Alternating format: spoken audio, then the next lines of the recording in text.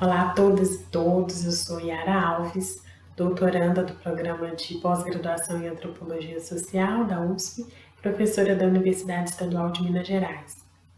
Venho aqui hoje a convite dos colegas da revista Cadernos de Campo para pensarmos um pouco sobre as comunidades quilombolas brasileiras.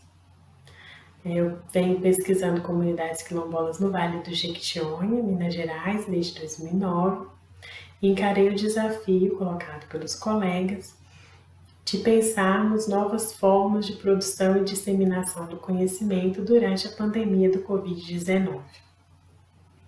Então, inicialmente, eu queria trazer uma reflexão sobre a historicidade das comunidades quilombolas brasileiras.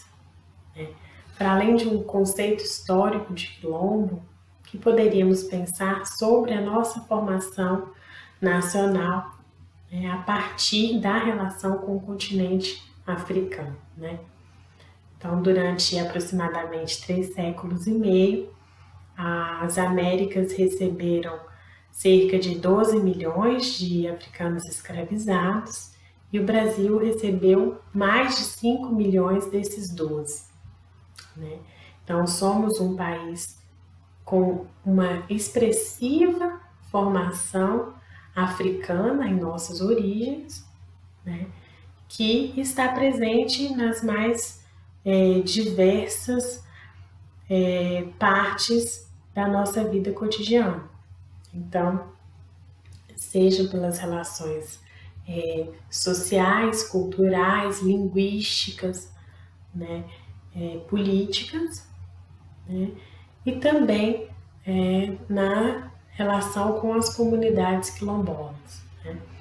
Então, para além de pensarmos as comunidades quilombolas a partir do conceito histórico de quilombo, que traz à tona a fuga e a resistência ao sistema escravocrata como o objetivo principal, acho que é importante pensarmos as comunidades quilombolas como fruto dessa herança africana que está disseminada nos nossos cotidianos. Então, se no início dessa relação a fuga e a resistência ao sistema escravocrata era o que estava em voga, ao longo dos séculos, as lutas quilombolas foram sendo reformuladas, foram sendo transformadas.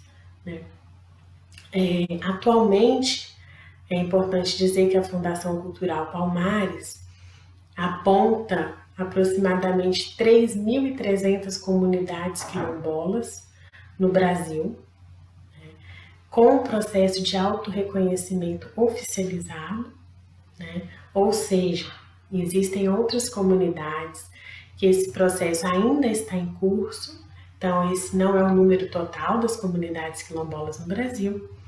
E a principal pauta hoje dessas comunidades é a titulação de seus territórios. A titulação de seus territórios é entendida como uma pauta central porque a terra para essas comunidades é entendida como vida, como possibilidade de seus modos de existência continuarem ao longo do tempo.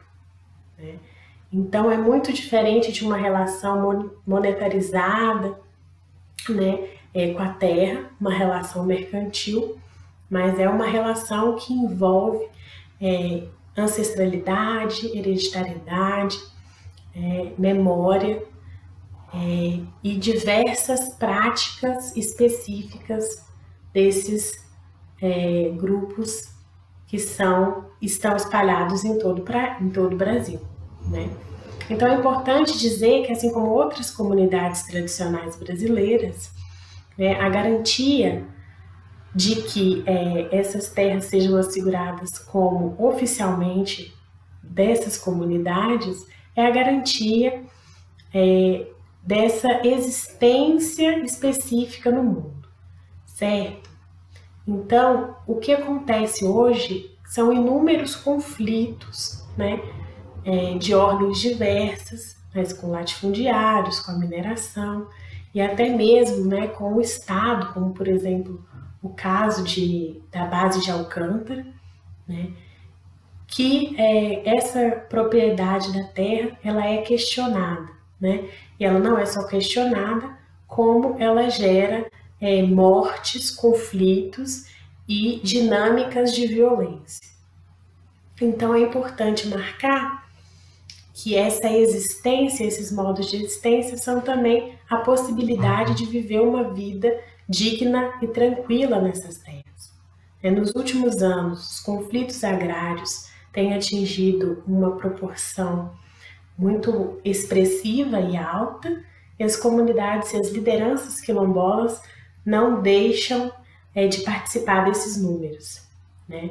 Então, para além dessas pautas, as pautas relacionadas a uma saúde específica, educação quilombola e uma série de direitos específicos também fazem parte dos anseios desses diversos grupos, né, amparados por algumas legislações brasileiras, né, e algumas legislações internacionais, por exemplo, a Convenção 169 da Organização Internacional do Trabalho.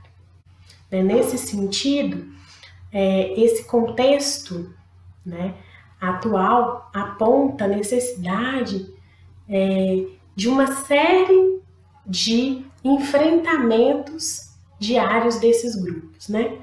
E esses enfrentamentos, né, eles são cada dia mais expressivos, né, na mídia nacional, nos órgãos internacionais e na luta pela efetivação desses direitos, né?